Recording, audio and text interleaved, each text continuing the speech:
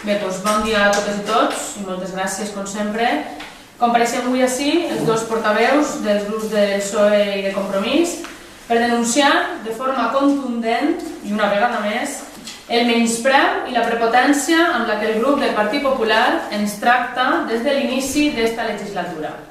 Ahir, sense anar més lluny, a la Junta de Portaveus es tractava la proposta de modificació del reglament orgànic del plenari, el ROPLE,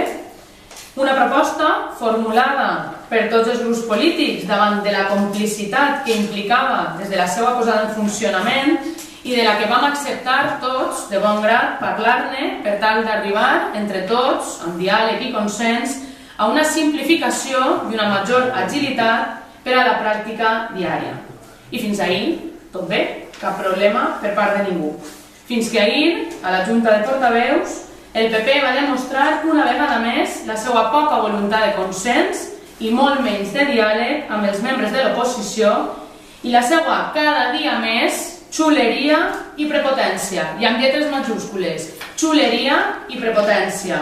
en voler fer valdre les seues pròpies modificacions, i així se'ns va anunciar a la Junta de Portaveus que era la proposta del Partit Popular, i així ens ho van amollar damunt la taula, a tota costa, i sense tindre en compte l'opinió dels grups de l'oposició que avui així estem representats en aquesta taula. Mentre els grups de l'oposició acceptaven en ese ares al consens i al diàleg i a les modificacions per agilitzar i simplificar els processos dels plenaris, reduir les quantitats, per exemple, de preguntes que es fan als plenaris per part dels membres de l'oposició, o acceptaven, entre altres coses també, unificar mocions i declaracions institucionals per donar major agilitat, conforme es venia fent fins ara, i tot això, amb el que suposa per als grups de l'oposició de disminució de la participació, el PP, ahir, lluny de voler ajudar a aquest diàleg i aquest consens, pretenia imposar-nos, i dic imposar-nos, perquè de res van servir les apreciacions fetes per regidors de l'oposició en contra,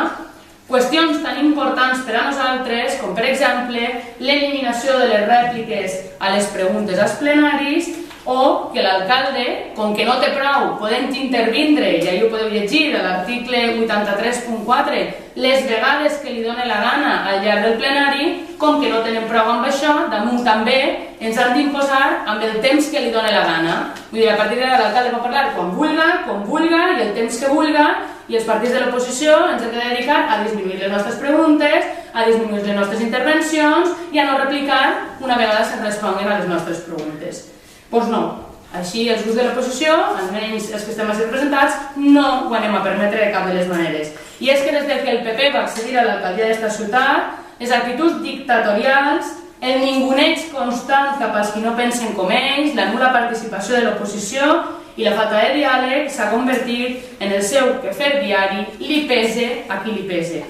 I nosaltres no, com us dic, amb accions com la d'ahir, el senyor Torra i els seus seguidors del PP no aconseguiran acallar-nos, que sembla ser, almenys amb aquestes propostes que ens han passat, que és el que pretenen, ni tampoc aconseguiran convèncer ningú amb les seues palabreries, tot i que el senyor alcalde vulgui parlar als plenaris més que ningú.